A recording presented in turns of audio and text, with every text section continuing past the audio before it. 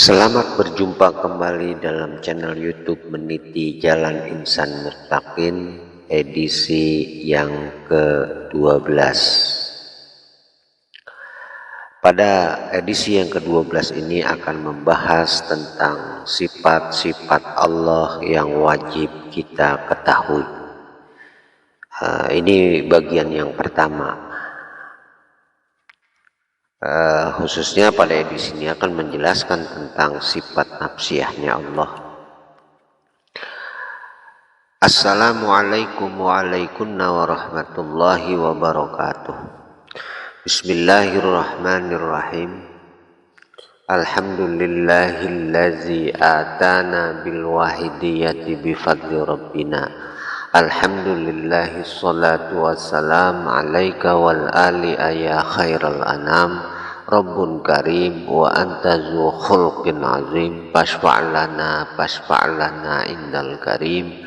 Ya ayyuhal ghawsu salamullah alaika rabbini biiznillah.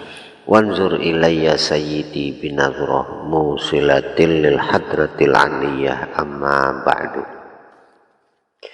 Hadratal mukarramin wal muhtaramin, para saudaraku sekalian, mudah-mudahan kita semua senantiasa berada di dalam naungan ridha Allah Rasulih sallallahu alaihi wasallam, senantiasa berada di dalam syafaat dan tarbiyah batiniah beliau Rasulullah sallallahu alaihi wasallam, serta senantiasa berada di dalam pancaran nazroh limpahan barokah dan karomah dari beliau wausuhadzal zaman radhiyallahu anhu. Para saudaraku sekalian, kita lanjutkan pembahasan. Sesungguhnya Allah itu memiliki sifat-sifat yang tidak terbatas.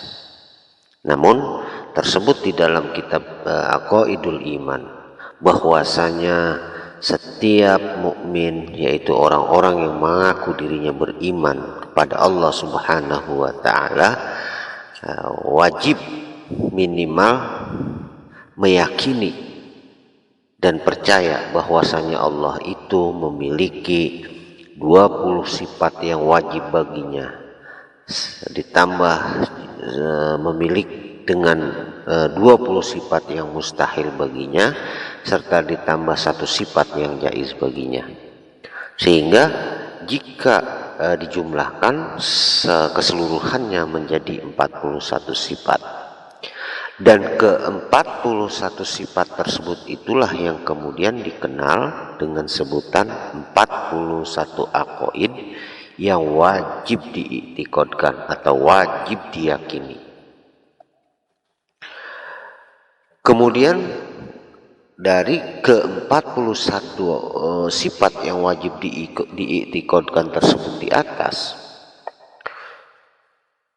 semuanya itu merupakan iktikad atau keyakinan yang minimal yang wajib diyakini oleh setiap mukmin tersebut. Dan adapun sifat-sifat yang sesungguhnya yang dimiliki oleh Allah itu sendiri tidaklah terbatas. Kenapa? Sebab Allah tersebut memang maha suci dari segala bentuk keterbatasan. Kemudian ketahuilah para saudaraku sekalian, dari 20 sifat yang wajib bagi Allah tersebut kemudian dikelompokkan menjadi 4 kelompok. Yang pertama, kelompok sifat nafsiyah. Yang kedua yang disebut kelompok sifat salbiyah. Dan yang ketiga disebut kelompok sifat ma'ani. Dan yang keempat adalah kelompok sifat ma'nawiyah. Kemudian dari 20 sifat yang wajib bagi Allah, yaitu wujud, qidam, baqo, mukhalafatul hawadisi, qiyamuhu binafsihi, wahdaniyah, kudrat, iradat, ilmu, hayat, sama, basor, kalam, qadirun, muridun, alimun, hayyun, sami'un, basirun, mutakalimun. Ya.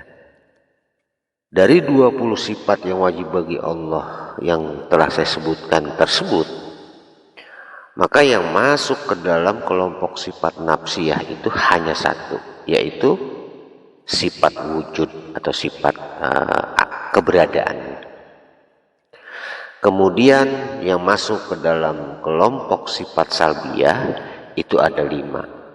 Apa saja? Yaitu sifat kidam, bako, mukhalafatul lil hawadisi, qiyamuhu binafsihi, dan wahdaniyah. Kemudian yang masuk ke dalam kelompok sifat ma'ani itu ada 7 sifat. Yaitu sifat apa saja? Yaitu kudrat, irodat, ilmu, hayat, sama, basor, dan sifat kalam. Sedangkan yang masuk ke dalam kelompok sifat maknawiyahnya itu juga ada 7 sifat, yaitu qadirun, muridun, alimun, hayyun, samiun, basirun, dan terakhir sifat mutakallimun. Jika dijumlahkan seluruhnya maka menjadi 20 sifat. Dan 20 sifat ini dikenal dengan istilah 20 sifat yang wajib bagi Allah. Adapun 20 sifat yang mustahil bagi Allah,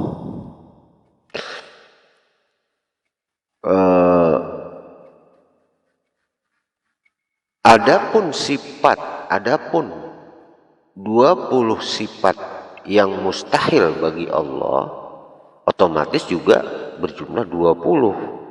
Dan semua itu merupakan sifat kebalikan dari sifat yang wajib bagi Allah di atas. Seperti jika sifat yang wajib bagi Allah itu adalah wujud atau ada misalnya, maka otomatis kebalikan daripada sifat wujud tersebut adalah adamun. Maksudnya mustahil Allah itu tiada. Maka sifat adamun inilah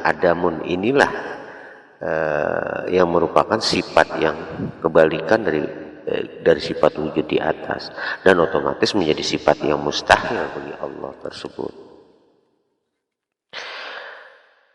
Mengingat sifat-sifat yang mustahil tersebut adalah merupakan kebalikan dari semua sifat-sifat yang wajib bagi Allah, maka di dalam pembahasan selanjutnya dalam kajian meniti jalan insan muttaqin ini, ya, semua sifat-sifat yang mustahil bagi Allah tersebut mungkin tidak akan kami sampaikan, sebab secara otomatis akan terpahami tentunya dengan melihat kepada pengertian sebaliknya tentunya. Para saudaraku sekalian, kelompok yang pertama dari 20 sifat yang wajib bagi Allah tersebut yang disebut sifat nafsiyahnya Allah. Yang dimaksud dengan sifat nafsiyah adalah sifat keberadaan wujudnya Allah.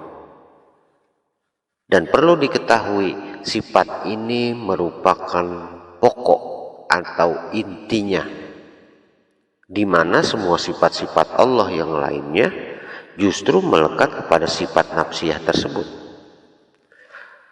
Kenapa sifat nafsiyah tersebut disebut merupakan sifat yang pokok atau sifat yang inti? Sebab andai tidak ada sifat nafsiyah tersebut, pastilah semua sifat-sifat yang lainnya pun menjadi tidak ada. Loh, kenapa seperti itu? Ya tentunya disebabkan ketiadaan tempat untuk melekatnya. Seperti halnya dengan keberadaan cabai misalnya. Diketahui bahwa cabai itu sifatnya apa? Ya pedas dan semacamnya dan sebagainya. Maka keberadaan daripada wujudnya cabai itulah yang dinamakan sifat nafsiyahnya. Sedangkan pedasnya, ya, sedangkan sifat pedasnya itu sendiri itu hanya melekat kepada keberadaan wujudnya cabai di atas. Sebab apakah mungkin pedasnya cabai tersebut akan tetap ada andai saja wujudnya cabai tersebut tidak pernah ada? Ya, maka sifat pedas pada cabai tersebut menjadi ada adalah semata-mata karena adanya cabai itu sendiri. Sehingga sifat pedas di atas selalu melekat kepada keberadaan cabai yang menjadi sifat nafsiyahnya tersebut.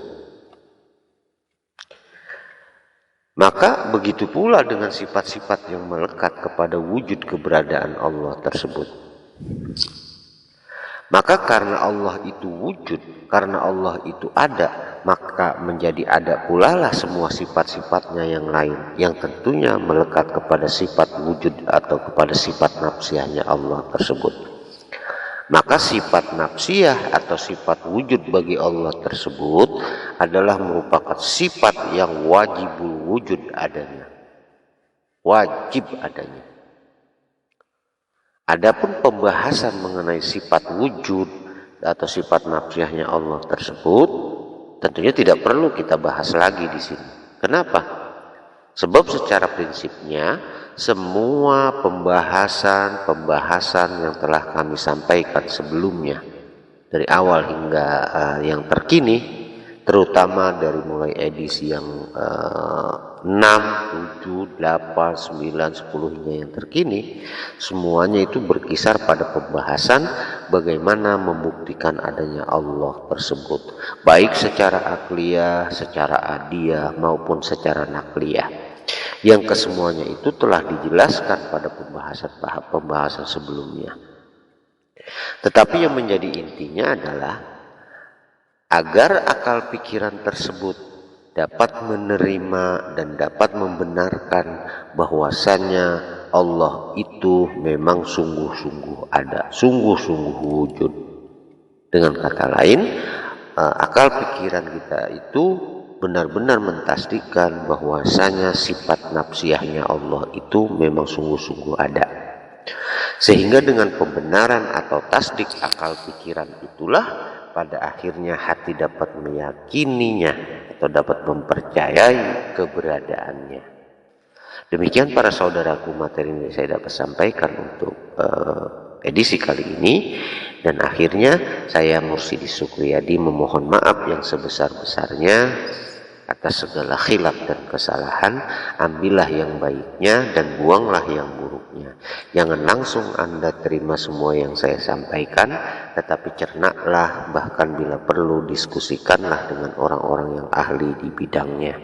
Dan semoga kita semua benar-benar menjadi manusia-manusia yang bertakwa di sisinya. Amin, amin, ya rabbal alamin. Dan akhirul kalam, wabillahi taufiq wal hidayah, wa minar rasul wa min rasulillahi sallallahu alaihi wasallam asyafa'ah wa tarbiyah, wa minal ghaus wa min ghausi hadza zaman radhiyallahu an nazruh wal barakah. Wassalamu alaikum wa alaikunna wa rahmatullahi wa barakatuh.